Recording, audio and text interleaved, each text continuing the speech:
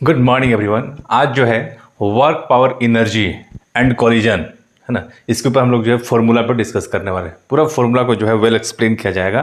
चलिए स्टार्ट करते हैं। ये देखिए, सबसे पहले जो टॉपिक स्टार्ट होता है, what is work done. Work done किसे कहते हैं? ठीक है, तो वर्क डन हम लोग जानते हैं कि वर्क डन क्या होता है। वर्क डन क्या होता है? Force into displacement. यदि हमें कोई एक ऑब्जेक्ट है, इसमें हम फोर्स लगाए हैं, तो वर्क डन होता क्या है? वर्क होता है force into displacement. This is called work done. तो force into displacement along force. ठीक है, जैसे हम बात करें, एक फोर्स लगाए हैं और इसका जो है ये ऑब्जेक्ट यहाँ से यहाँ पे पहुँच गया, तो एफ का जो कौन सा कंपोनेंट यहाँ से यहाँ तक इसको लेके जा रहा है, तो एफ का कंपोनेंट है एक एफ कोस थीटा, एक एफ साइन थीटा। तो एफ कोस थीटा जो है इसको यहाँ से यहाँ डिस्प्लेस करा रहा है। इसलिए हम बोल सकते हैं कि कौन सा फोर्स वर्क डन कर रहा है, तो एफ कोस थीटा, और डिस्प्लेसमेंट कितना है, एस। तो हम लोग वर्क डन लिख सकते हैं कि एफ एस कोस थीटा, और वेक्टर का फॉर्मूला लिख सकते हैं एफ डॉट एस। और यहाँ पर थीटा क्या है, हम लिख सकते हैं थीटा है angle between force and displacement. ठीक है, यानी हम लोग बोल सकते हैं कि यदि एक ऑब्जेक्ट है, एक फोर्स इधर लगाए हैं और एक डिस्प्लेसमेंट इधर हुआ है, और दोनों के बीच का एंगल थीटा है, तो वर्क डन का फॉर्मूला क्या बन जाएगा? F S cos theta. ठीक है, और बोल सकते हैं कि थीटा क्या है, दोनों बीच का एंगल, और थीटा से डिपेंड करता है। यदि थीटा इक्वल टू 0 डिग्री अगर हो जाए, तो वर्क डन क्या हो जाएगा? एफ एस कोस 0 कितना हो जाएगा? 1, और ये हो जाएगा पॉजिटिव, और दिस इज मैक्सिमम होता है। यदि थीटा की वैल्यू जो है 90 डिग्री कर दिया जाए, तो वर्क डन कितना हो जाएगा? एफ एस कोस 90 कितना हो जाएगा? कोस 90 होता है 0, और वर्क डन हो जाएगा 0। यदि थीटा की वैल्यू जो है 180 कर दिया जाए, तो वर्क डन कितना हो जाएगा? एफ एस कॉस 180 डिग्री, और वर्क डन हो जाएगा minus F S. This work done is negative. ठीक है, ये चीज़ है। नेक्स्ट, जैसे हम बोल सकते हैं कि जैसे अभी देखें कि वर्क डन का जो फॉर्मूला होता है वो होता है एफ एस कॉस थीटा, इसको याद रखना है, और ये होता है एफ डॉट एस, इस दोनों को याद रखना है। इसका एसआई यूनिट क्या हो जाएगा? इसका जो एसआई यूनिट है वो हो जाएगा जूल, और सीजीएस यूनिट क्या हो जाएगा? अर्ग।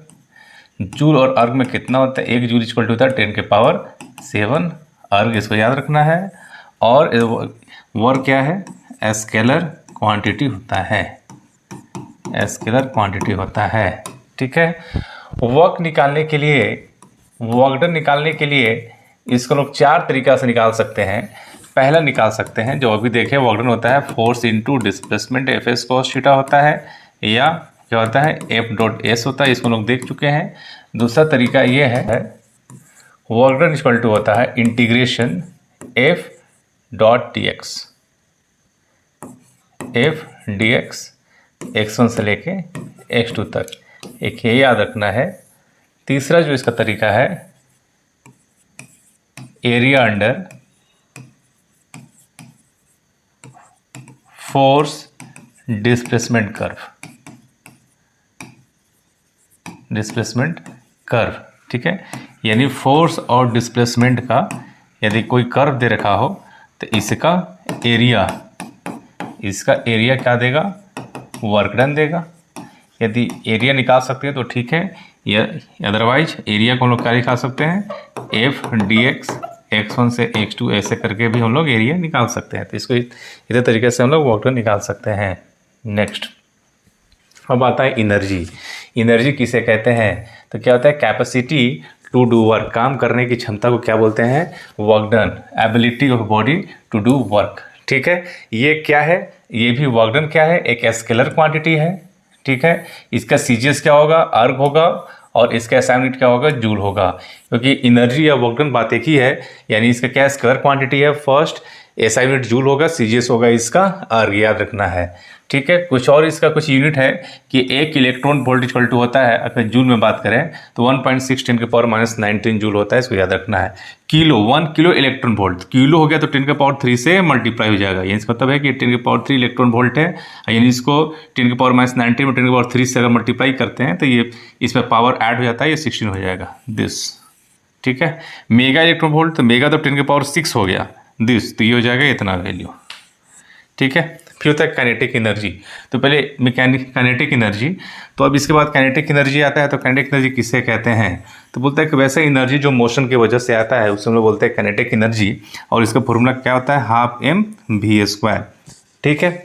और काइनेटिक एनर्जी और मोमेंटम के बीच में क्या रिलेशन है? तो बोलता है कि काइनेटिक एनर्जी इक्वल टू होता है p²/2m। यानी इसको थोड़ा देख लेते हैं। जैसे हम बोले कि यदि काइनेटिक एनर्जी इक्वल टू क्या होता है? हाफ mv², इसको तो याद रखना ही है।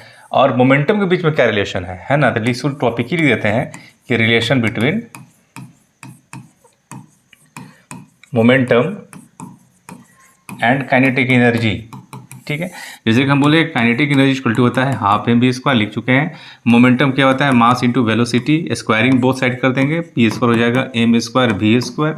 2m से डिवाइड कर दिया जाए, 2m से डिवाइड कर दिया जाए तो आप देखेंगे ये बन जाता है हाफ mv²। तो यहाँ से हम बोल सकते हैं ये है क्या? हाफ mv² काइनेटिक एनर्जी है। तो यहाँ से आ गया कि काइनेटिक एनर्जी होता क्या है? दिस इज p²/2m, और p इक्वल टू कितना हो जाएगा? क्रॉस मल्टीप्लाई करेंगे तो √2m इंटू काइनेटिक एनर्जी। इस दोनों फॉर्मूलों को याद रखना है, और दोनों फॉर्मूला जो बहुत ही महत्वपूर्ण है। ठीक है। Next, potential energy. Potential energy किसे कहते हैं? हम बोलते हैं कि जैसे हम बोले कि मोशन की वजह से जो एनर्जी आता है उसे बोलते हैं काइनेटिक एनर्जी, और पोजीशन की वजह से जो एनर्जी आता है उसे लोग बोलते हैं पोटेंशियल एनर्जी। ठीक है। तो लिखा हुआ है it is the energy possessed bye a body by virtue of its position. Position की वजह से जो एनर्जी आएगा, और कन्फिग्रेशन होता है शेप एंड साइज, है ना, उसकी वजह से जो एनर्जी स्टोर होता है किसी बॉडी में उसे हम लोग बोलते हैं पोटेंशियल एनर्जी। ठीक है। और पोटेंशियल एनर्जी क्या है? ये भी एक एनर्जी है। तो ऐसा यूनिट भी क्या होगा? जूल होगा। सीजीएस क्या होगा? अर्ग होगा। ठीक है, सेम चीज़ है।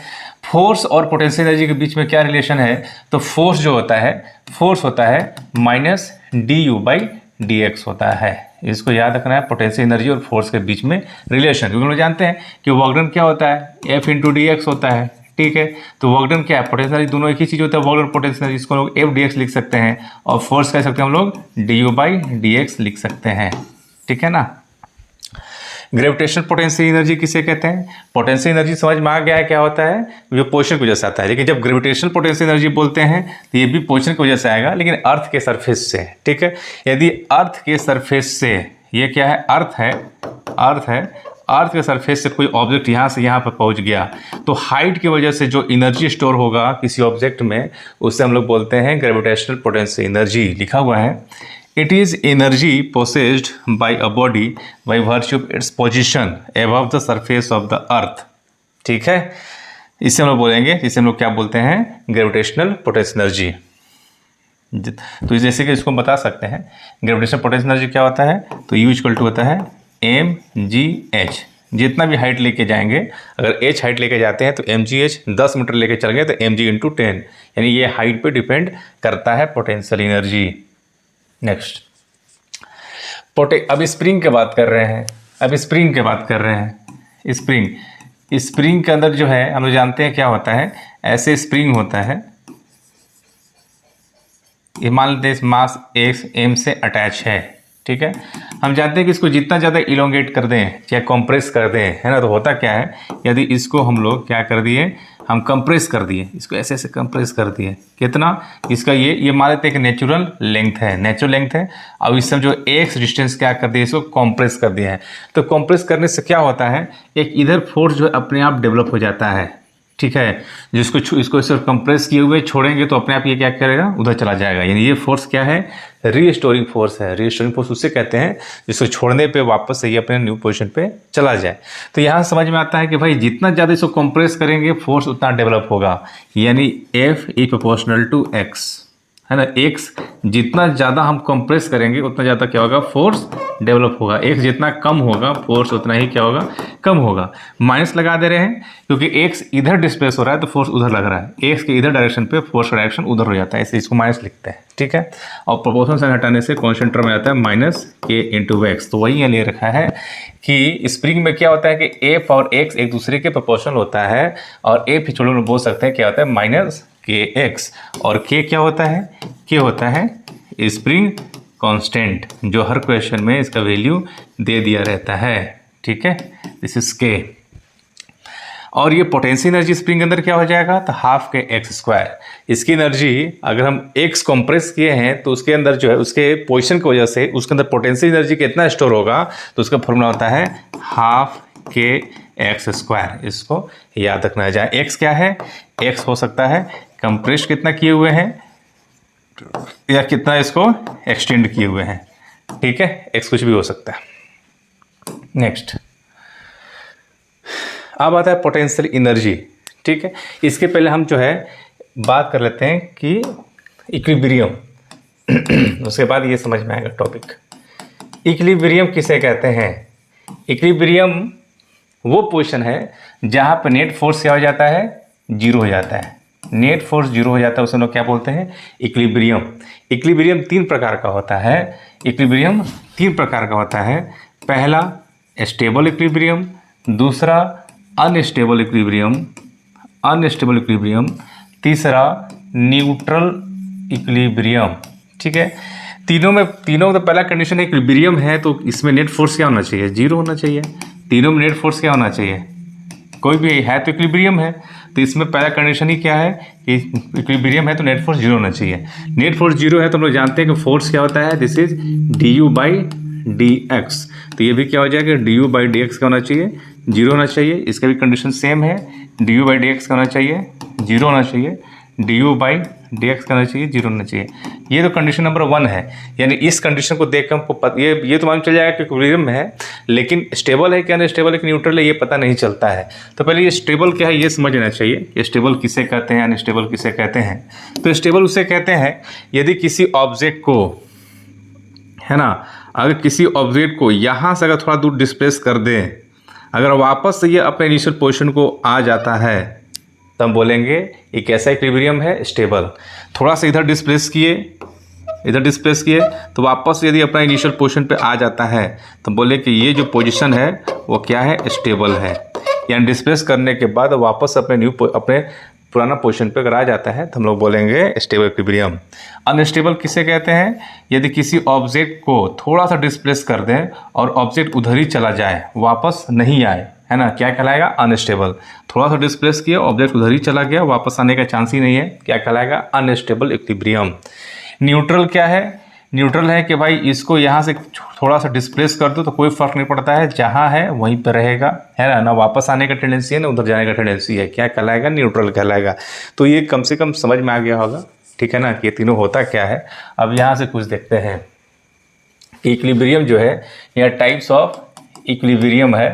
इक्विलिब्रियम समझ में आ चुका है, एक ऐसा पोजीशन जहाँ पे नेट फोर्स क्या हो जाता है, जीरो हो जाता है, ठीक है। तो इसके तीनों के बारे में हम लोग देख लेते हैं क्या। स्टेबल किसे कहते हैं, तो लिखा हुआ है कि when a particle is displace slightly from a position then a force acting on it brings it back to the initial position, it is said to be in stable equilibrium. थोड़ा सा साइड स्लाइटली डिस्प्लेस किए, कोई उसको force वापस अपने initial position पे ला दे तो क्या कहलाएगा, स्टेबल इक्विलिब्रियम, ठीक है। जैसे इसको यहाँ से इसको थोड़ा सा डिस्प्लेस किए, वापस से अपने आप यहाँ पर पहुँच जाएगा, क्या कहलाएगा, स्टेबल इक्विलिब्रियम, ठीक है। इसका पहला कंडीशन क्या है कि फोर्स क्या होना चाहिए, जीरो होना चाहिए, या du/dx क्या होना चाहिए, जीरो होना चाहिए। दूसरा कंडीशन ये है, पहला कंडीशन, दूसरा कंडीशन ये है, हम डिटेल बात नहीं कर सकते हैं, सिर्फ फॉर्मूला डिस्कशन करना है, ठीक है, क्योंकि ये स्टेबल या अनस्टेबल सबके लिए तो ये कंडीशन है ही। जैसे अनस्टेबल की बात करते हैं, पहले सेकंड कंडीशन पे नहीं पहुंच रहे हैं, ठीक है। तो सही इसके लिए अनस्टेबल किसे कहते हैं कि when a particle is displace slightly from a position then force acting on it tries to displace the particle further away from the equilibrium position. थोड़ा डिस्प्लेस किए और उसको उधर ही चला गया, वापस आने के चांस नहीं है।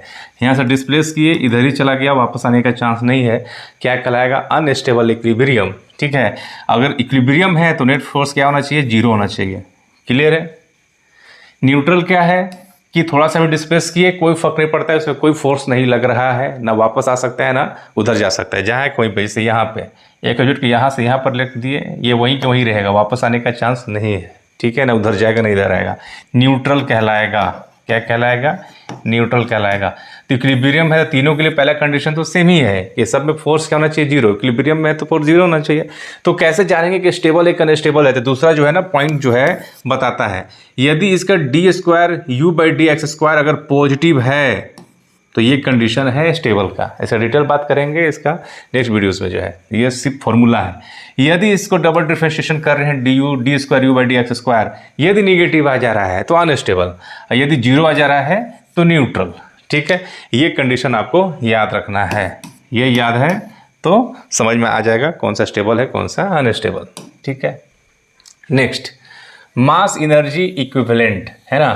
आइंस्टाइन इसका सबसे बड़ा फॉर्मूला E = mc²। सबको याद रखना है। कहना चाह रहा है कि according to Einstein mass can be converted into energy and energy into mass. इन्होंने कहना चाह रहा है कि मास भी क्या होता है, एनर्जी होता है। ठीक है, यानी मास जो एनर्जी में भी कन्वर्ट हो सकता है और एनर्जी मास में भी कन्वर्ट कर सकता है। ठीक है, यानी इसका फेमस फॉर्मूला है E = mc²। ठीक है, यहाँ E for energy, M for mass, C for speed of light. इस पे जो है ज़्यादा डिटेल बात नहीं कर सकते हैं, वीडियो लंबा हो जाएगा। अदरवाइज जो है न्यूक्लियाई चैप्टर में पूरा डिटेल बात किया गया है कि प्रत्येक ऑब्जेक्ट जिसके पास मोशन होता है उसके पास मास आ जाता है। जैसे हम बोलते हैं एक फोटोन का रेस्ट मास होता है 0। जब फोटोन रेस्ट में है तो उसका मास क्या है, रेस्ट मास 0। जब वही फोटोन जब क्या होता है, स्पीड ऑफ लाइट से वहाँ सूर्य से पृथ्वी पे आता है तो उसके पास का एक पार्टिकल नहीं चला जाता है, उसके पास मास आ जाता है ड्यू टू उसका स्पीड की वजह से। ठीक है, तो एनर्जी और मास के बीच में जो है ये रिलेशन है कि एनर्जी ही मास है और मास ही एनर्जी है, दोनों एक दूसरे के बीच में कन्वर्ट हो सकता है। नेक्स्ट पावर की बात करते हैं। पावर क्या है, rate of doing work. Power किसे कहते हैं, rate of doing work. Rate of doing work, इसका फॉर्मूला क्या होता है वर्क डन का, तो पावर का फॉर्मूला क्या होगा, पावर इक्वल टू होता है work done by time. Work done by time formula. ठीक है, यानी इसका इंस्टेंटेनियस पावर क्या हो जाएगा, इसको पावर को हम लोग dW/dt भी लिख सकते हैं और कह सकते हैं पावर को this is dot product of force and velocity. ये इसका 3 फॉर्मूला है, इसको याद रखना है। ठीक है, यानी पावर क्या है, F.V या FV cos थीटा है। पावर क्या है, वर्क डन बाई टाइम है। ठीक है, पावर का यूनिट क्या होता है, SI यूनिट वाट। इसका SI यूनिट क्या हो जाएगा, SI यूनिट इसका होगा वाट। ठीक है, किलोवाट अगर यूज होता है इसका तो होता है 1000 वाट। हॉर्स पावर यूज होता है HP, मतलब 746 वाट। इसको ऐसे हम लोग यूज कर सकते हैं। इसके बाद जो है इसी में आता है kWh, किलो वाट आवर। ये क्या है, किलो वाट आवर, kWh। पहले बात ये क्या है, किलो वाट आवर, यानी ये है this is unit of energy. Unit of energy, ये एनर्जी का यूनिट है। बहुत तो कंफ्यूज हो जाता है कि भाई वाट है तो पावर होना चाहिए, तो वाट के साथ साथ टाइम मल्टीप्लाई हुआ है। जैसे हम बात करें कि पावर क्या होता है, वर्क डन या energy by time. Energy by time, energy क्या हो जाएगा, पावर इनटू टाइम। पावर का क्या होता है वाट, और टाइम का क्या हो गया सेकेंड या आवर, जो भी लिख दे। तो जब वाट के साथ टाइम मल्टीप्लाई होता है वाट आवर, वो किसका हो जाता है, एनर्जी का होता है। तो पहले ये साइन यूनिट, ये क्या है, यूनिट ऑफ एनर्जी है। दूसरा ये कमर्शियल यूनिट है। क्या है, कमर्शियल यूनिट है। कहाँ पर यूज होता है, बोर्ड ऑफ ट्रेड, बिजली विभाग में इसका यूज होता है। ठीक है, क्योंकि जूल क्या एक छोटा यूनिट है और इसको जो हम बोल सकते हैं जो 1 किलोवाट आवर है, इसको हम लोग जो है क्या बोलते हैं, 1 यूनिट भी बोलते हैं। ठीक है ना, इसका मतलब है क्या कि 1 किलोवाट आवर का मतलब होता है कि 1 किलोवाट का इलेक्ट्रिक अप्लायंस जब क्या होता है 1 घंटा यूज करते हैं तो जो एनर्जी कंजम्पशन होता है वो कितना होता है, 1 किलोवाट आवर। इसको हम चाहें तो 1 किलोवाट आवर को जूल में चेंज कर सकते हैं, जिसके लिए होता है 3.6 10⁶ जूल।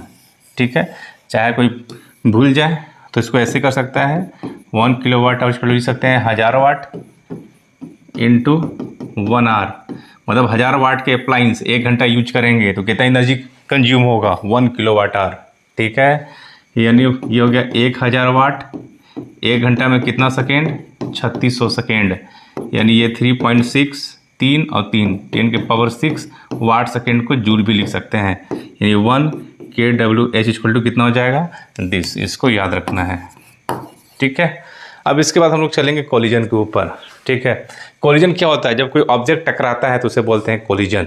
कोलिजन चार प्रकार का होता है। पहला होता है इलास्टिक कोलिजन, है ना। इलास्टिक कोलिजन उसे कहते हैं कि जब कोई ऑब्जेक्ट दीवार से टकराता है, मान के चलते हैं 10 मीटर पर सेकेंड से टकरा रहा है और वापस 10 मीटर पर टकराने के बाद रिबाउंड कितना से हुआ? 10 मीटर पर सेकेंड से, है ना। मतलब काइनेटिक एनर्जी क्या है? कंजर्व। तो हम बोलेंगे इलास्टिक कोलिजन है। तो पहला, इसमें काइनेटिक एनर्जी क्या है?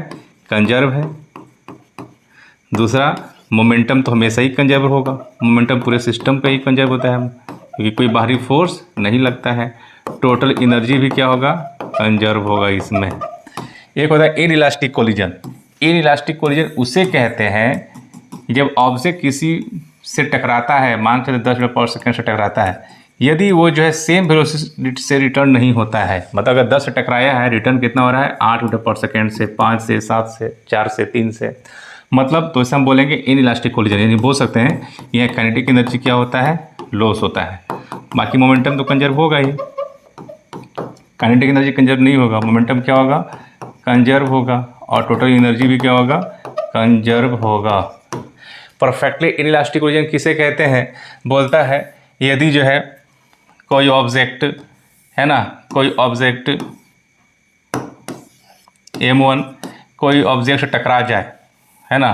जैसे मान लेते हैं कि ये दीवार है, इनइलास्टिक कोलिजन दीवार से है, किसी मिट्टी से फेंके 10 की स्पीड से, और मिट्टी जा क्या हो गया? चिपक गया, है ना। यदि कोई ऑब्जेक्ट क्या होता है? टकराने के बाद चिपक जाता है ना, स्टिक टुगेदर। क्या इसका कंडीशन है? कि चिपक जाना, स्टिक टुगेदर। अगर चिपक गया तो हम बोलेंगे कोलिजन कैसा है? परफेक्टली इनइलास्टिक है। इसमें काइनेटिक एनर्जी मैक्सिमम लॉस होता है, मैक्सिमम लॉस होता है। बाकी मोमेंटम तो कंजर्व होगा ही, मोमेंटम क्या होगा? कंजर्व। टोटल एनर्जी भी क्या होगा? कंजर्व। ठीक है, बिल्कुल इसको जो है एकदम लिख लेना है कॉपी में अच्छे से। नेक्स्ट जो है परफेक्टली इलास्टिक कोलिजन की हम बात कर रहे हैं। अच्छा, एक और बात कर लेते हैं, जैसे कि कोलिजन भी जो है ना, अगेन 2 टाइप का होता है। ठीक है, पहला होता है ये head on collision, head on, और दूसरा होता है ऑब्लिक कोलिजन। क्या होता है? ऑब्लिक। यदि बोलते हैं कि एक ही डायमेंशन में अगर मूव कर रहा है, हेड टू हेड टकरा रहा है, एक जिस, है ना, एक ही पाथ में मूव कर रहा है ना, यहाँ से इससे टकराया और एक ही जो है रास्ता पे मूव कर रहा है, एक ही डायमेंशन मूव कर रहा है, हेड ऑन कहलाएगा। ऑब्लिक तो क्या होता है? 2 डायमेंशनल, है ना। टकराने के बाद दोनों क्या हो गया? अलग अलग जो है ना डायरेक्शन में चला गया, एक ही प्लेन में, तो क्या कहलाएगा? Oblique collision. ठीक है, नेक्स्ट, अगर परफेक्टली इलास्टिक बॉडी है ना, यदि 2 बॉडी टकरा रहा है, 2 बॉडी टकरा रहा है, तो टकराने के बाद उसका जो वेलोसिटी हो जाता है, ये हो जाता है। इसको ऐसे याद रखना है, यानी इसको हम थोड़ा अच्छे से बता देते हैं। यदि मान लेते हैं कि एक ऑब्जेक्ट है ऐसे, मान लेते हैं एक ऑब्जेक्ट यहाँ पे है, एक ऑब्जेक्ट यहाँ पे है, जाके टकराया, मान के चलते टकरा लिया।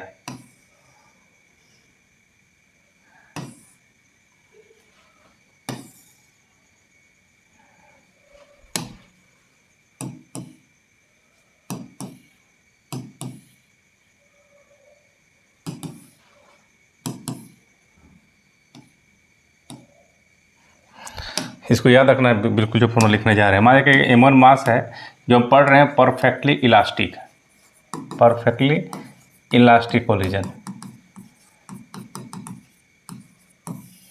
है ना। मान लेते हैं इसका स्पीड U1 है, इसका स्पीड क्या है? U2 है, इसका मास कितना है? M2 है। टकरा गया, दोनों क्या किया? कोलाइड। तो टकराने के बाद दोनों की वेलोसिटी क्या होगा? चेंज हो जाएगा, एक का V1 हो जाएगा और दूसरे कितना हो जाएगा? V2। तो U1 मालूम है, U2 मालूम है, टकराने के बाद V1 और V2 कितना होगा?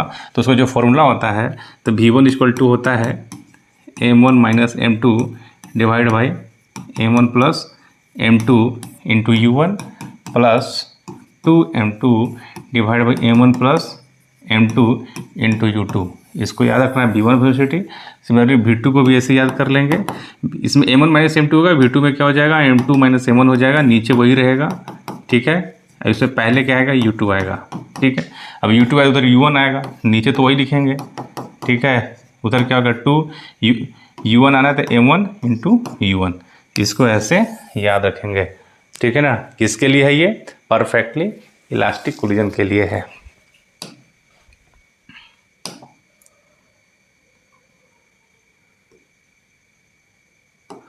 कोफिशिएंट ऑफ रेस्टिट्यूशन की बात करेंगे। कोफिशिएंट ऑफ रेस्टिट्यूशन, ठीक है ना। इसी में टॉपिक क्या था? कोफिशिएंट ऑफ रेस्टिट्यूशन, है ना। कोफिशिएंट ऑफ रेस्टिट्यूशन को हम लोग ई से डिनोट करते हैं, इसे करते हैं ई से डिनोट करते हैं, और ये बताता है कि किस टाइप का कोलिजन है, इलास्टिक है कि इनइलास्टिक है कि परफेक्टली इलास्टिक है ना, कैसा है वो ये बताता है, टाइप्स ऑफ कोलिजन, ठीक है ना। यानी ये ई होता क्या है? बोलता है कि भाई किस टाइप का कोलिजन है, यानी बोल सकते हैं ये फॉर्मूला होता है velocity of separation, relative velocity of separation. क्या फॉर्मूला इसका होता है? Relative velocity of separation to the relative velocity of approach, ये फॉर्मूला होता है, ठीक है। यानी अगर हम इसके लिए है ना, अगर कोफिशिएंट ऑफ रेस्टिट्यूशन लिखें तो कैसे लिखेंगे? तो बोला velocity of separation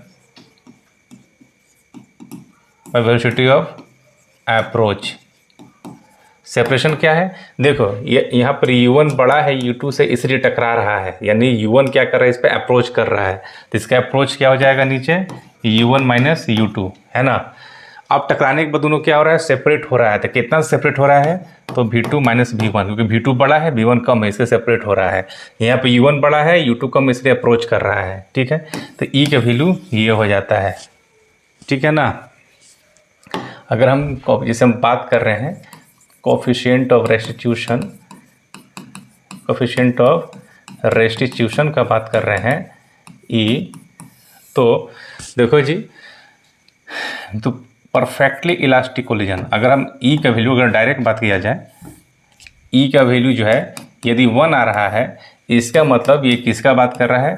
perfectly elastic collision या इलास्टिक कोलिजन। अगर ई का वैल्यू 1 से कम हो रहा है या फिर 0 से बड़ा है, तो ये जो है इन इलास्टिक कोलिजन का है। किसका है? In elastic collision. यदि ई का वैल्यू 0 हो जा रहा है तो ये क्या है? Perfectly in elastic collision. अगर ई की वैल्यू 1 से बड़ा है तो ये कंडीशन है super elastic collision, super elastic collision, ठीक है। नेक्स्ट, अब यहाँ पे है, यहाँ पे हम लोग देखेंगे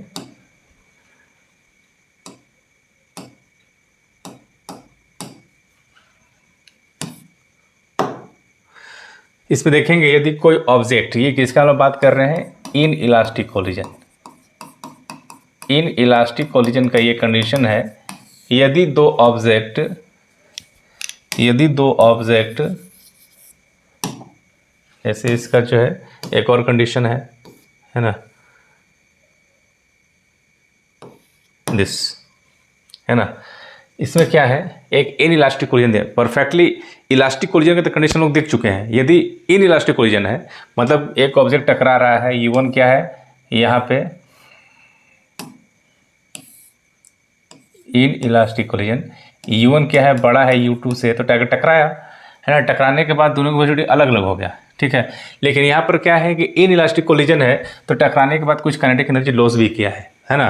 तो वेलोसिटी v1 v2 कितना होगा? तो इन इलास्टिक कोलिजन में v1 v2 का जो फॉर्मूला होता है ये होता है, वहाँ पर क्या था? m1 माइनस m2 था, या m2 में e से मल्टीप्लाई हो जाएगा, बाकी सेम है। और यहाँ पर क्या था? वहाँ पर सिर्फ m2 था, यानी याद रखना है कि जहाँ पर m2 है, यहाँ पर m2 u2 था, वहाँ पर 2m2 u2, तो यहाँ पर 1 प्लस e से मल्टीप्लाई हो गया है, इसको याद रखना है, ठीक है। v2 में क्या था? m1 माइनस m2 था, ठीक है। तो यहाँ पर क्या हो जाएगा? m2 minus m1, m2 minus m1 में e से मल्टीप्लाई हो गया m1 plus m2 into u2, और इसमें क्या हो जाएगा? इसे 1 प्लस e है, इसे 1 plus e m1 plus m2 u1 हो जाएगा, इसको आपको याद रखना है, ठीक है। लेकिन वही यदि m1 m2 इक्वल हो जाए, कंडीशन है कि m1 और m2 इक्वल हो जाए, ठीक है, और u2 क्या है? अगर 0 हो जाए, मतलब ये रेस्ट में है, तब उस केस में v1 का वैल्यू हो जाता है क्या? u2 0 है तो दिस इज 0 हो गया, और m और m क्या है? इक्वल है, ठीक है ना। m, अब e का वैल्यू क्या है? e रहने देते हैं, तो जैसे कि हम बात करते हैं डायरेक्टली यहाँ पे चलते हैं नेक्स्ट में। यहाँ पे यदि क्या है, दो ऑब्जेक्ट है, एक का स्पीड u है, ये क्या है रेस्ट में है, और सबका मास दोनों क्या है इक्वल है बिफोर कोलिजन, तो इसका डायरेक्ट फॉर्मूला जो है टकराने के बाद जो इसका v1 आने वाला है, अगर दोनों मास सेम है तो कितना होगा u/2 1 माइनस ई, u/2 1 माइनस ई, और v2 क्या हो जाएगा u/2 1 प्लस ई, एक 1 माइनस ई होगा, एक 1 प्लस ई। एग्जाम में पूछता है दोनों वेलोसिटी का रेशियो कितना होगा, तो ये हो जाएगा, दोनों को डिवाइड कर देंगे तो ये हो जाएगा। ठीक है, थैंक यू।